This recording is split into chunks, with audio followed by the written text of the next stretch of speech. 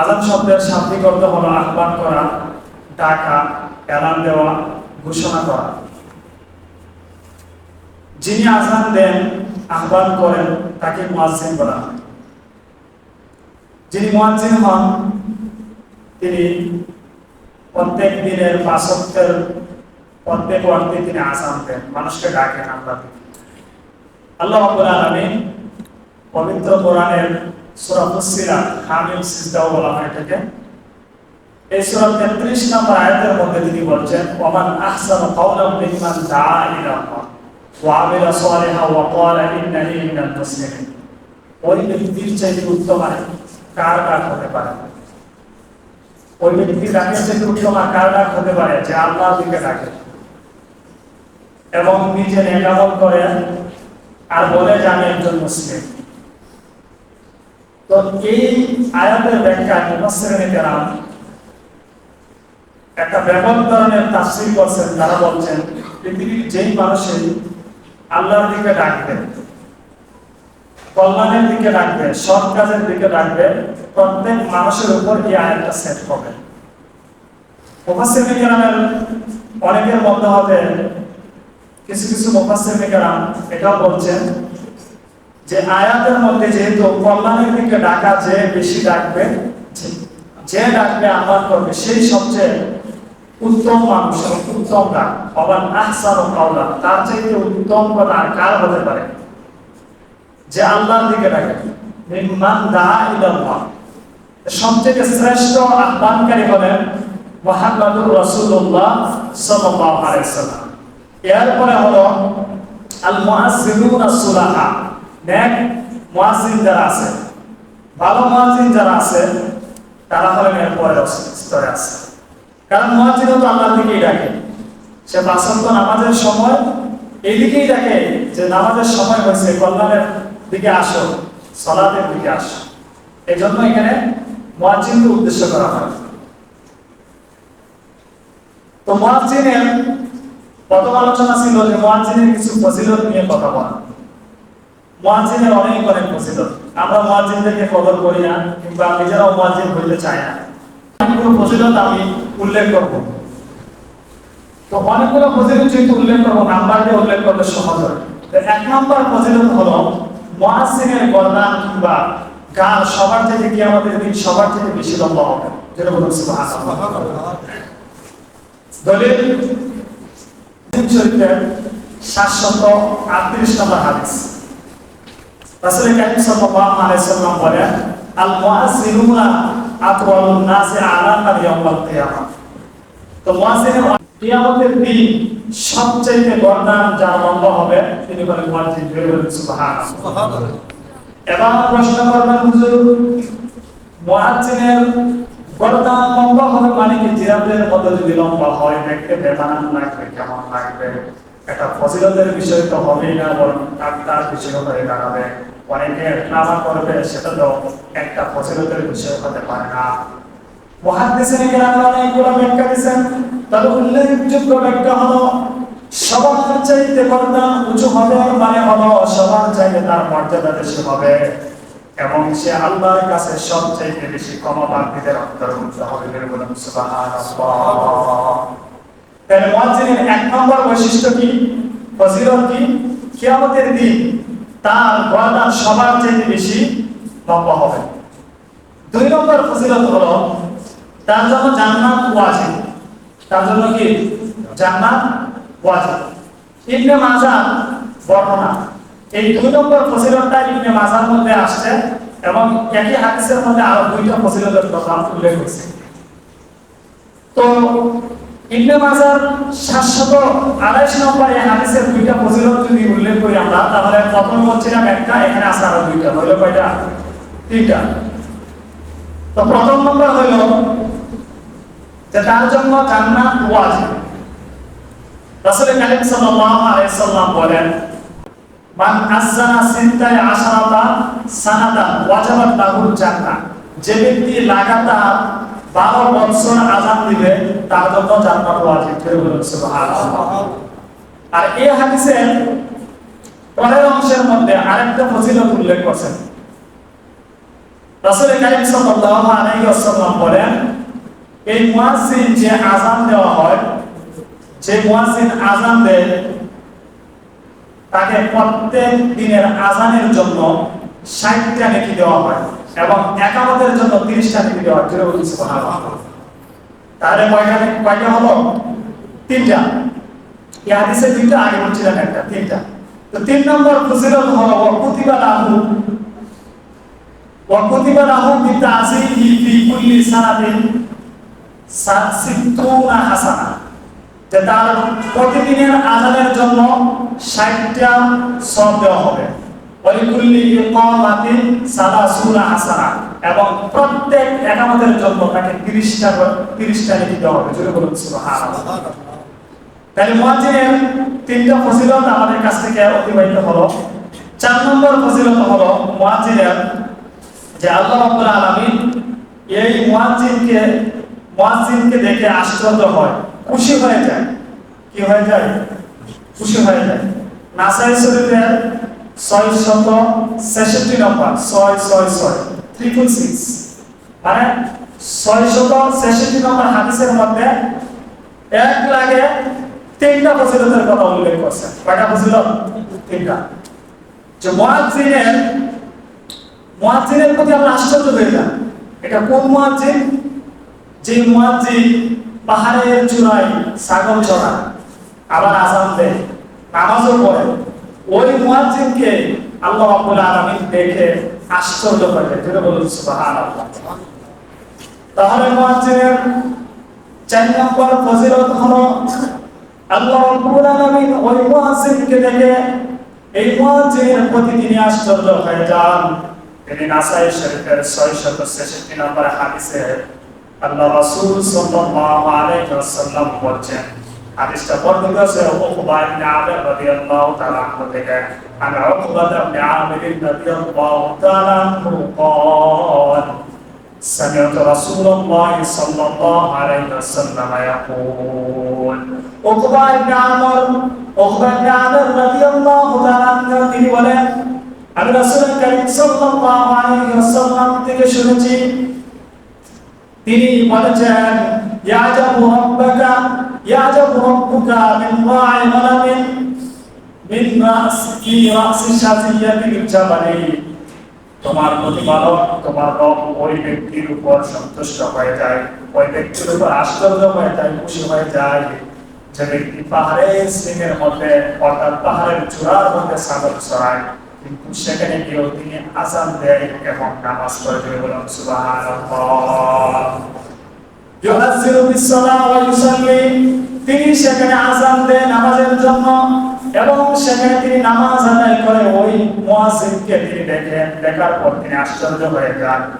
রাসূল কারীম সাল্লাল্লাহু আলাইহি ওয়াসাল্লাম বলেন, তখন স্বয়ং আল্লাহ রাব্বুল আলামিন বলেন, ফায়াকুলুল্লাহু আযজা ওয়া জাল্লা লিল আবদি, তিনি বলেন, আমার ওই বান্দার দিকে একটু তাকাও, যেই বান্দা পাহাড়ের চূড়ায় থাকে, ছাগল চড়ায়, কিন্তু আযান দেয় নামাজের জন্য, আবার নামাজ আদায় করে, ওই বান্দার দিকে তাকাও। উনজুর ইলা আবদি হাদা ইউআযজিরু ওয়া ইউকিমুস সালাহ ইয়াখাফু মিন্নি, যে ব্যক্তি পাহাড়ের চূড়ায় থাকে, সালাতের জন্য আযান দেয় এবং সে সময় মতো নামাজ আদায় করে, এবং আমি মহান আল্লাহ রাব্বুল আলামিনকে ভয় করে। ফিরে বলুন সুবহানাল্লাহ।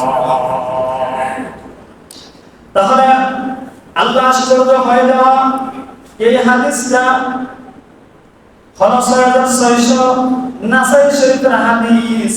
আর 5 নম্বর হলো আল্লাহ রাব্বুল আলামিন তাকে ক্ষমার ঘোষণা করেন। 4 নম্বরের পরে কয় নম্বর হলো?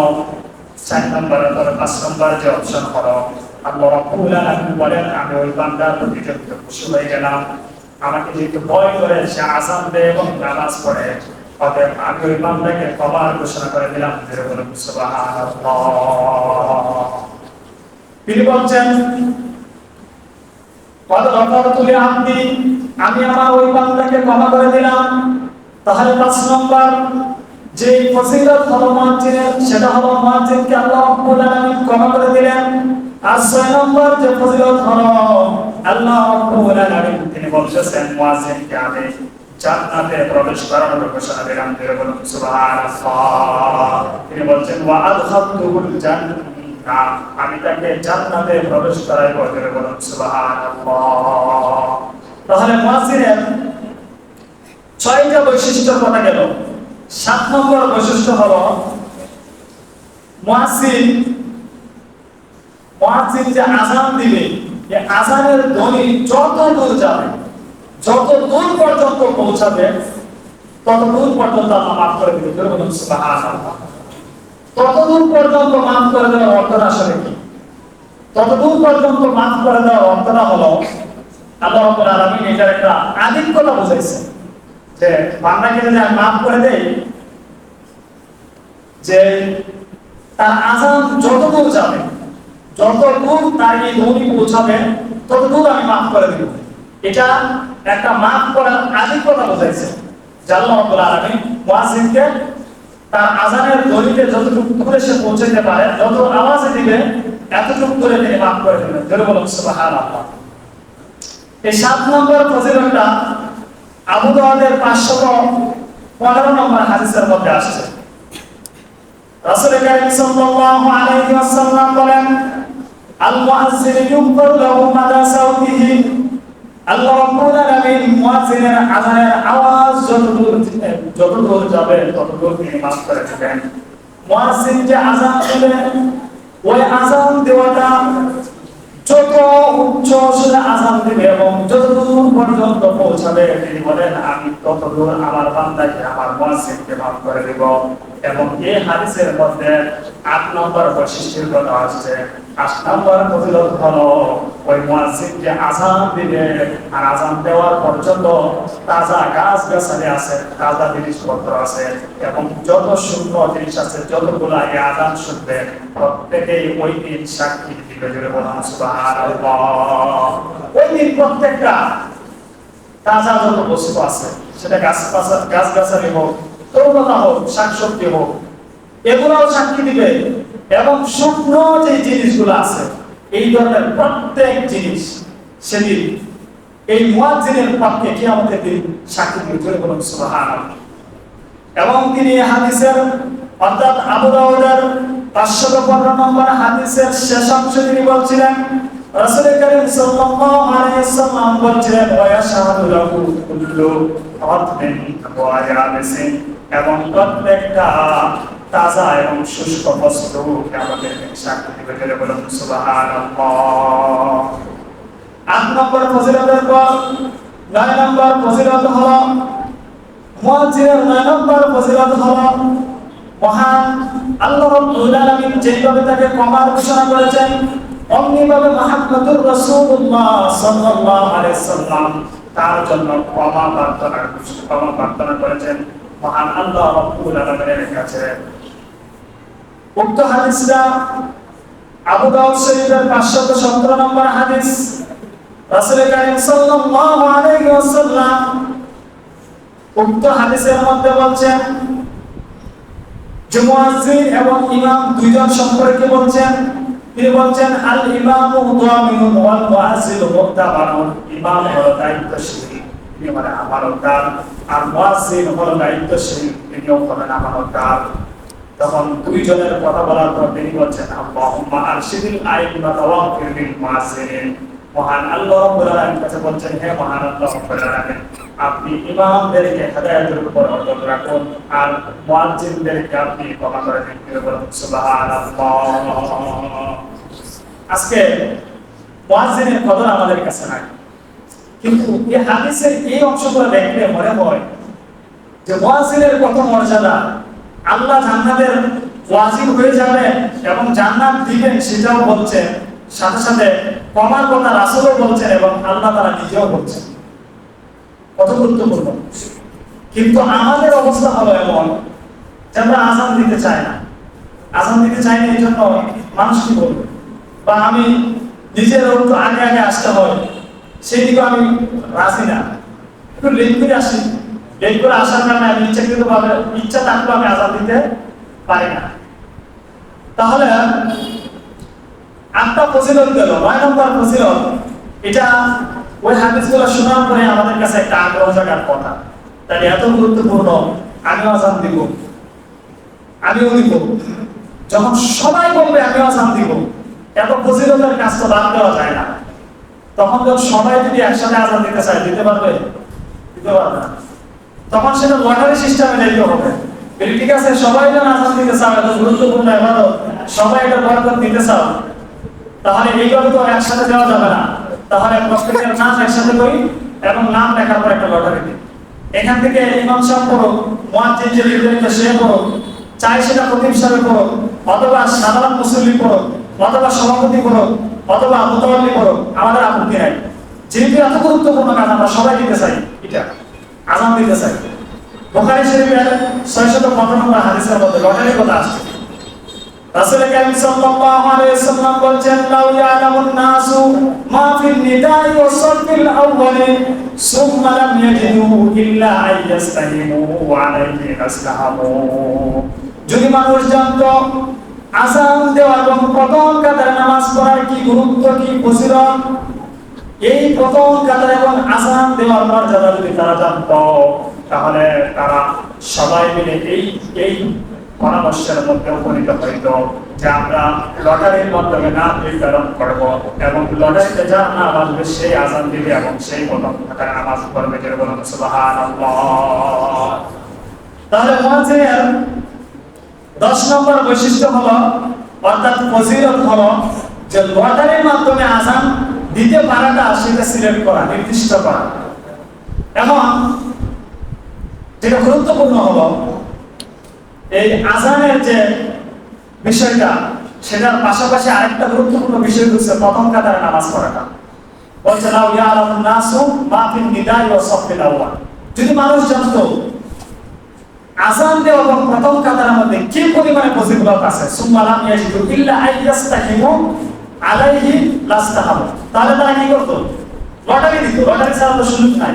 তাহলে আমরা এখন যেটা দেখি যে আমরা প্রথম কাতারে কোনো মুসল্লি নাই, জুমার দিক থেকে নিয়ে এবং প্রত্যেক দিকে পিছনের কাতার থেকে ভরার পর ডান দিকে সামনে আসে।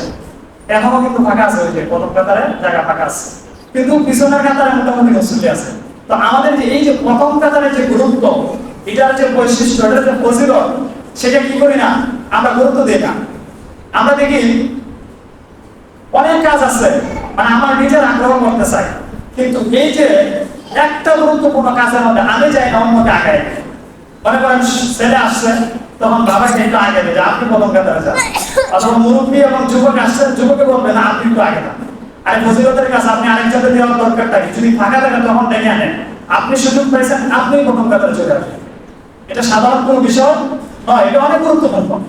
তো আমাদেরকে এই ক্ষেত্রে শুধু ফজিলত এবং দামি এবং অনেক ভালো কাজ কিন্তু আমি নিজে নিতে চাই না, আরেকজনকে দিতে চাই, কারণ এটা নগদ লাভ নাই। এটা বাইরে পরে পাওয়া যাবে মৃত্যুর পরে। এজন্য নগদে যেটা আমি বিশ্বাসী, যেহেতু নগদে, এজন্য আমি বলি যে বাবা আপনি যান, অথবা চাচাকে বলি, অথবা দাদাকে বলি, অথবা মুরব্বীকে বলি, অন্যকে আগায় নিয়ে আমি নিজে যাইতে চাই না। এটার গুরুত্ব অবশ্যই দিতে হবে।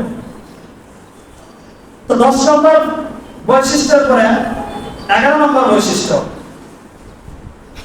11 নম্বর বৈশিষ্ট্য হলো, অর্থাৎ ফজিলত, মুয়াজ্জিনের 11 নম্বর ফজিলত হলো মুয়াজ্জিনের জন্য জিন, ইনসান অর্থাৎ মানুষ এবং যাবতীয় যত বস্তু আছে, সমস্ত বস্তু কিয়ামতের দিন তার পক্ষে সাক্ষী দিবে। জোরে বলুন সুবহানাল্লাহ। এখন বেশ লাগবে, আগে বলছিলাম যতদূর যায় কতদূর সাক্ষী দেওয়া, কতদূর ক্ষমা করা হবে, ঠিক আছে। আর এখন হচ্ছে যে জিন এবং মানুষ এবং অন্যান্য প্রত্যেক বস্তু তার পক্ষে সাক্ষী দিবে। বুখারী শরীফের 609 নম্বর হাদিসের মধ্যে আসছে। হাদিসটা বর্ণনা করছেন দাদা, তার ছেলে এবং তার ছেলে, অর্থাৎ নাতি, বাপ, দাদা, তিনজনে মিলে হাদিসটা বর্ণনা করছেন। হাদিস যিনি প্রথমে বর্ণনা করছেন তিনি নাম হচ্ছে আব্দুর রহমান, তার ছেলের নাম হচ্ছে আব্দুল্লাহ, আবার তার ছেলের নাম আব্দুর রহমান। তার মানে দাঁড়াইলো দাদার নাম আব্দুর রহমান, নাতির নাম আব্দুর রহমান, আর মাঝখানে যিনি আছেন ওনার নাম আব্দুল্লাহ। তো আব্দুল্লাহ উনি বর্ণনা করতেছেন তার ছেলের কাছে, আব্দুর রহমানের কাছে।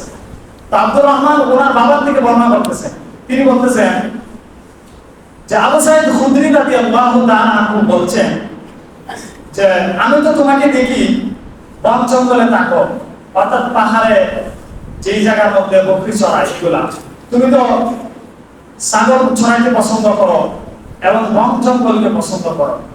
অতএব তুমি যখন ছাগল চড়াবা এবং বন জঙ্গলে থাকবা তখন উচ্চ সুরে আজান দিবা। কি করবা? উচ্চ সুরে আজান দিবা। আজান দিলে কি হবে?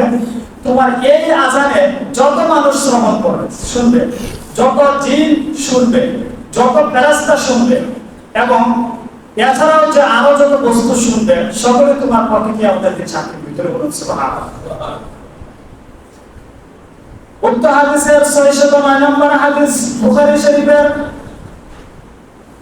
তিনি বলছিলেন, আবু সাঈদ খুদরি রাদিয়াল্লাহু তাআলা আনহু আব্দুর রহমানের বাবা আব্দুল্লাহকে তিনি বলছিলেন, ইন্নী আরাকা তুহিব্বুল গানামা ওয়াল বাদিয়াতা, আমি তো দেখেছি তুমি ছাগল চড়াতে পছন্দ করো এবং বন জঙ্গলের মধ্যে থাকতে পছন্দ করো।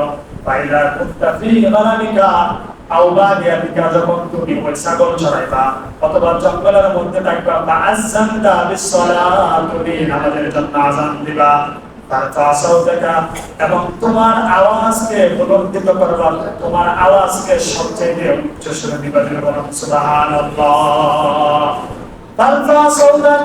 তোমার আওয়াজকে যত উঁচু আওয়াজে দিতে পারো, যদি তুমি উঁচু আওয়াজে দাও তাহলে লাভ কি? রাসূল কারীম সাল্লাল্লাহু আলাইহি সাল্লাম থেকে বর্ণনা করেন, তিনি বলেন, ফাইন্নাহু লা ইয়াসমা'ু মাদা সাওতিল মুয়াজ্জিন, কেননা মুয়াজ্জিনের যে আওয়াজ শুনবে, জিন্নুন ওয়ালা ইনসুন ওয়ালা শাইউন ইল্লা শাহিদা লাহু ইয়াউমাল কিয়ামা, মানুষ এবং জিন এবং অন্য প্রত্যেকটা জিনিস যারা এই আযানটা শুনবে কিয়ামতের দিন তোমার পক্ষে সাক্ষী দিবে। বলুন সুবহানাল্লাহ। 12 নম্বর বৈশিষ্ট্য হলো মুয়াজ্জিন যখন আযান দেয়, মুয়াজ্জিনের 12 নম্বর ফজিলত হলো তিনি যখন আযান দিতে শুরু করে দেয় তখন শয়তান মুয়াজ্জিন আযানের ধ্বনি শোনার পর তার সর্বস্ব দিয়ে তিনি আস্তে করে এই যতক্ষণ পর্যন্ত আযান শোনা যায় সে পালাইতে থাকে, হাওয়া ছেড়ে ছেড়ে।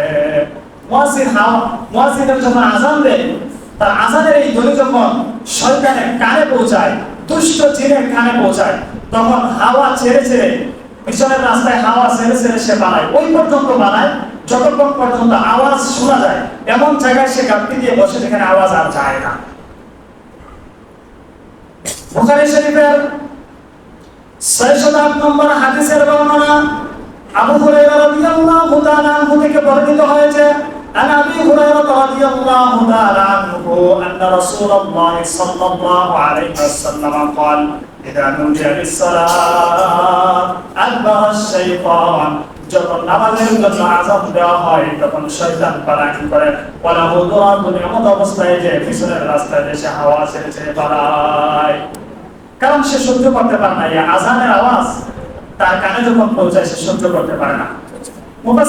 মুহাদ্দিসিনে কেরাম এই হাদিসের একটা ব্যাখ্যা দিয়েছেন যে সে কেন পালায়। এর পালানোর কারণ হলো, একটু আগেই বলছিলাম যে কিয়ামতের দিন তার সাক্ষী দিবে দুই ধরনের সাক্ষী, একটা হলো জিন, ইনসান এবং প্রত্যেক বস্তু, আরেকটা হলো প্রত্যেক তাজা এবং শুকনা বস্তু কিয়ামতের দিন সাক্ষী দিবে তার পক্ষে সে আযান দিয়েছে। তো শয়তান যদি আযান শুনে তাহলে অবশ্যই সে কিয়ামতের দিন সাক্ষী দিতে হবে। সে যেহেতু সাক্ষী দিবে না, এজন্য সে আযান শুনতে চায় না, পালায়। যতক্ষণ আযান শোনা যায় ততক্ষণ সে পালায়। যখন পাইলা কাযান নিদা আকবারা, যখন সে আযান শুনতে পারে, যখন সে শুনে আযান শেষ হয়ে গেছে, আবার সে চলে আসে করে কি মানুষের পরে সে ধোঁকা দিতে চায়।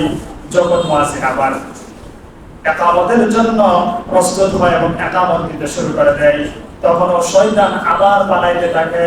যখন ইকামত শেষ হয়ে যায় আবার সে উপস্থিত হয়ে যায়। দেখবেন নামাজ পড়লে নামাজের দিকে মন স্থির থাকে না। এর কারণ কি? শয়তান ওই যে ইকামত দেওয়ার সময় শুনছিল তখন সে পালাইছিল, আর ইকামত খুব একটা বেশি জোরে হয় না, মসজিদের আশেপাশে শোনা যায়। এরপর সে আবার চলে আসে, আয়সা করে কি ওই আয়সাই এই কাজটা করে, হাত্তা ইয়াখতিরা বাইনাল মারই ওয়া নাফসি, তখন সে মানুষকে, প্রত্যেক মানুষকে সে কি দেয়? কুমন্ত্রণা দেয়। এমন করে ইয়াকুলু উযকুর কাযা ওটা স্মরণ করো। দেখবেন নামাজ শুরু হলে দুনিয়ার সকল ব্যস্ততা চলে আসে। যখন নামাজের মধ্যে মনোযোগ দিতে চাইবেন তখন দেখবেন এই হাদিসের বাস্তব প্রমাণ বুখারী শরীফের 608 নম্বর হাদিসের বাস্তব প্রমাণ হলো যখন আপনি নামাজ শুরু করে দিবেন তখন আপনার মাথায় আসবে ভাই বাড়িতে যে আমি দরজাটা লাগিয়ে আসলাম কিংবা গেটটা দিয়ে আসলাম তালা মারলাম কিনা মানুষ ঢুকে যাবে কিনা, আমার জিনিসপত্র চুরি করে ফেলবে কিনা, আমার দোকানের সেফটি যার জন্য বসাইলাম সে আছে কিনা, সিসিটিভিটা আমি দেখেছিলাম সেটা অন করলাম না অন করে দিলাম আবার তো মাথায় আসতেছে না।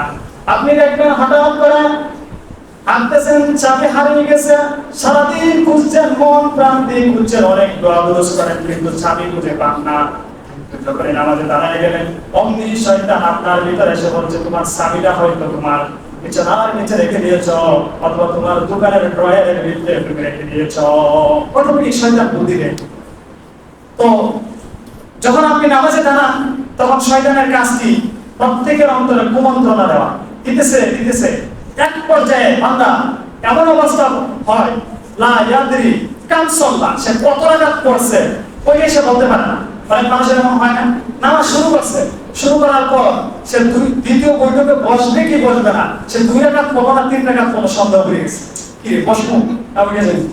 এখন বসতে চাইলে মনে হইতেছে যে আমি 2 রাকাত পড়ি নাই, আবার দাঁড়াইতে চাইলে মনে হইতেছে 2 রাকাত পড়ছি, এখন কি করবে? এটা কেন হয়? শয়তান ধোঁকা দেয়। এক্ষেত্রে সবচেয়ে বেটার সিস্টেম হলো যখন শয়তান আপনাকে ধোঁকা তো দিবেই, তার কাজে এটা আপনাকে যখনই শয়তান সরাই দিবে তখনই আপনি আবার আসবেন যে আমি নামাজ পড়ি।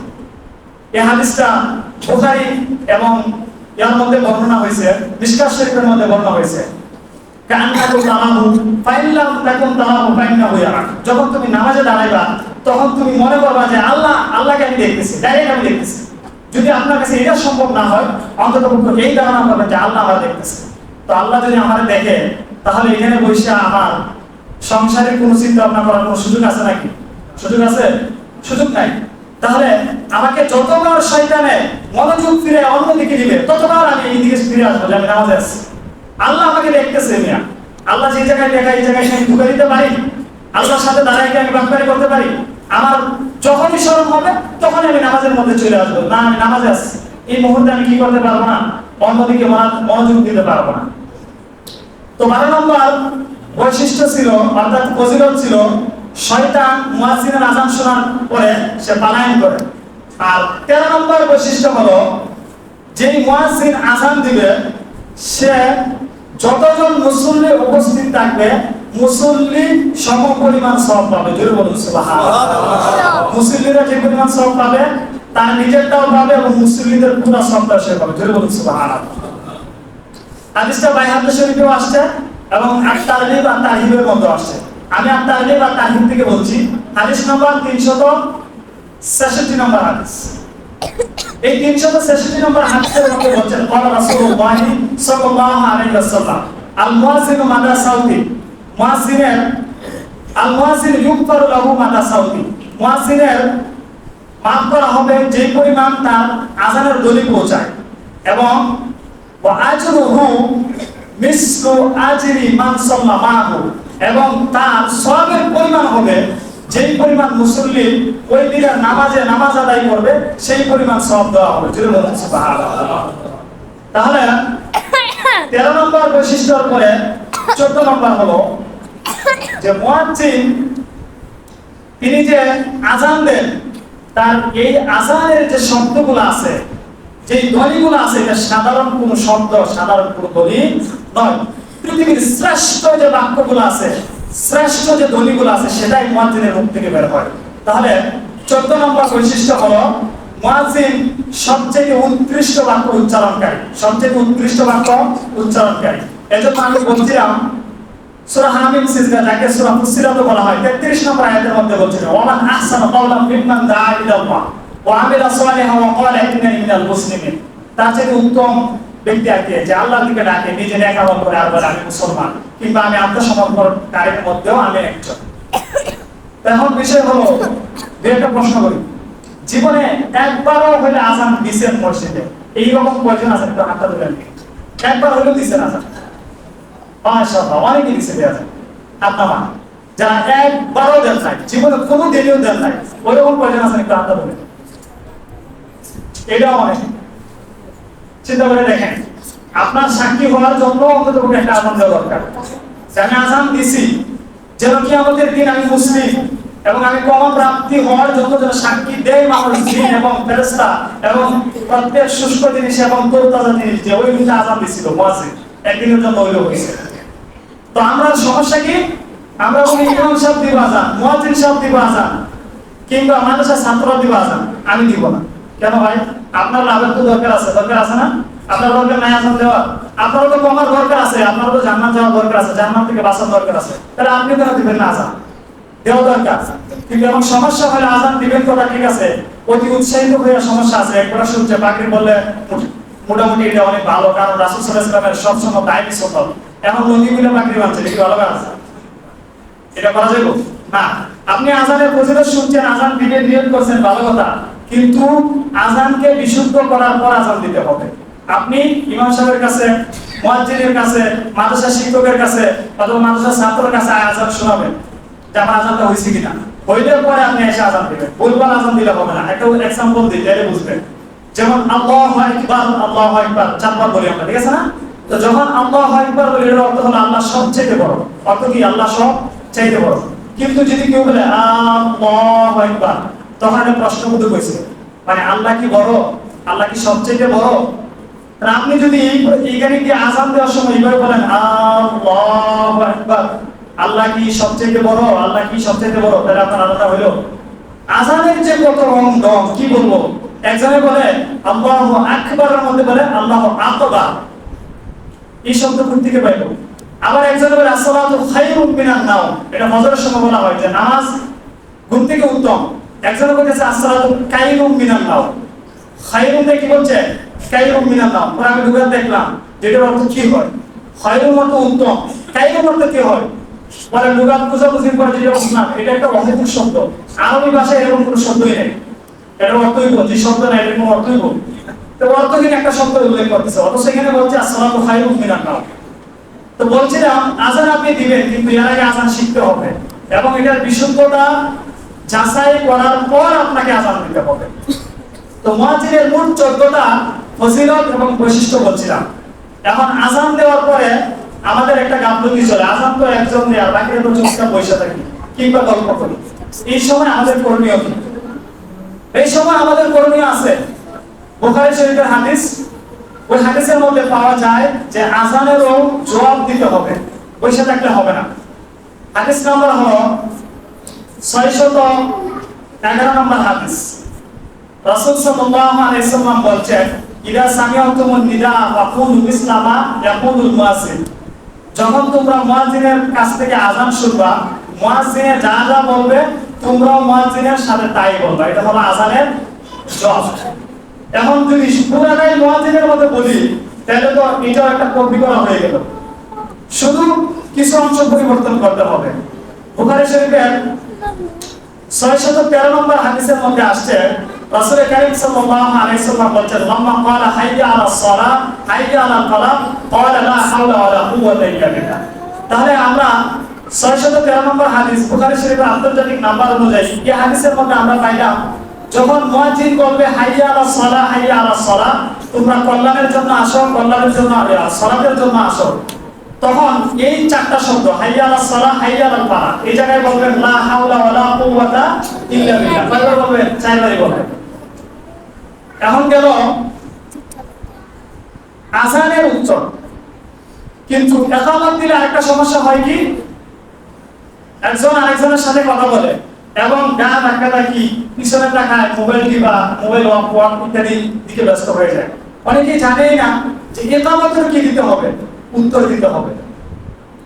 তো আমাদের আলোচনা ছিল চারটা জিনিস নিয়ে। 1 নম্বর আলোচনা করছিলাম মুয়াজ্জিনের ফজিলত নিয়ে, 2 নম্বর আলোচনা হলো আযানের উত্তর দেওয়া, আর 3 নম্বর আলোচনা হলো আযানের দোয়া পড়া এবং রাসূলের সাথে দোয়া পড়া।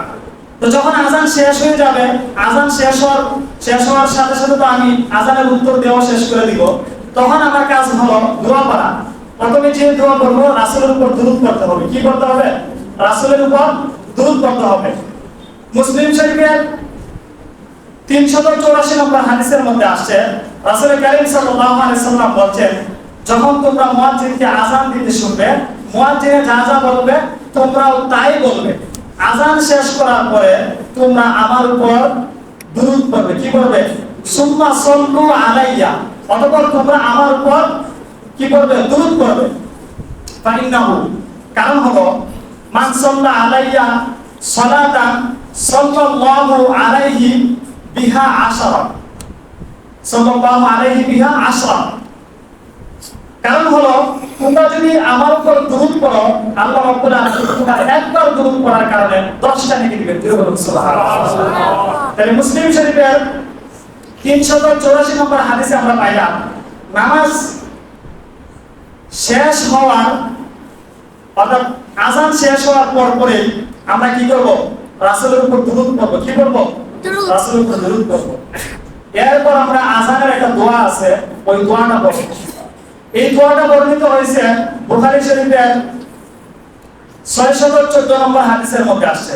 রাসূল কারীম সাল্লাল্লাহু আলাইহি সাল্লাম বলেন, যখন তোমরা আযান শুনবে, মুয়াজ্জিন যখন আযান দেয় তখন একটা দোয়া পড়বে। দোয়াটা হলো আল্লাহুম্মা রাব্বা হাযিহি দাওয়াতিত তাম্মা ওয়াস সালাতিল কাইমা আতি মুহাম্মাদানিল ওয়াসিলাতা ওয়াল ফাদিলা ওয়া বা'সু মাকামান মাহমুদা ইল্লাযী ওয়া'আদতা। এই পর্যন্ত আছে বুখারী শরীফের বর্ণনায় এবং মুসলিম শরীফের বর্ণনায় এই পর্যন্ত আছে।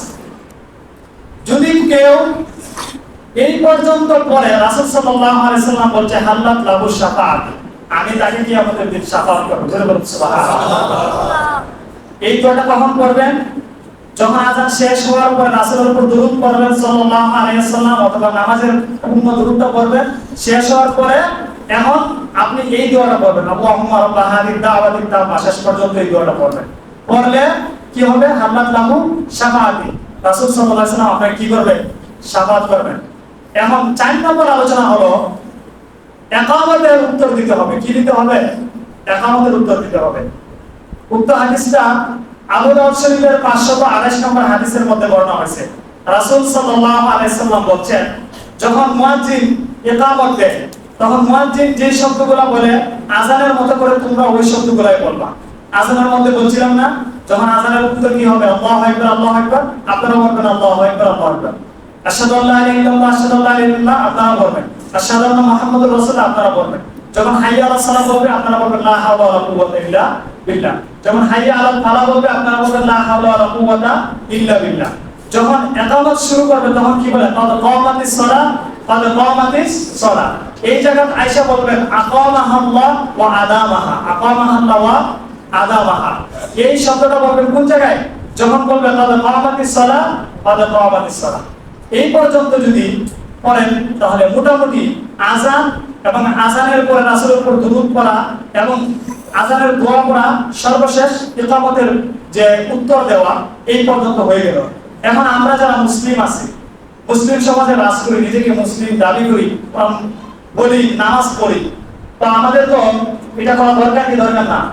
দরকার আছে নাকি? যারা জানে তারাই করবে আর আমরা করবো না? তো আজকে তো অন্তত করবেন যে জানানো হয়েছে। তো এখন থেকে আমরা প্রতিদিন চেষ্টা করব নিজের সাধ্য অনুযায়ী যখন সুযোগ পাই, যেখানে সুযোগ পাই আযান দেওয়ার এবং আযানের পরে রাসূলের উপর দুরূদ পড়া এবং আযান চলাকালীন অবস্থায় আযানের উত্তর দেওয়া, এরপরে আযানের দোয়া পড়া, সর্বশেষ যখন ইকামত চলবে তখন ইকামতের উত্তর দিব। ইকামতের উত্তর দেওয়ার পর আমরা নামাজে দাঁড়াবো। ইনশাআল্লাহ আমরা পারবো না সকলে? আল্লাহ রাব্বুল আলামিন আমাদেরকে এই কথাগুলোর প্রতি আমল করার তৌফিক দান করুন। সকলে বলেন আমিন।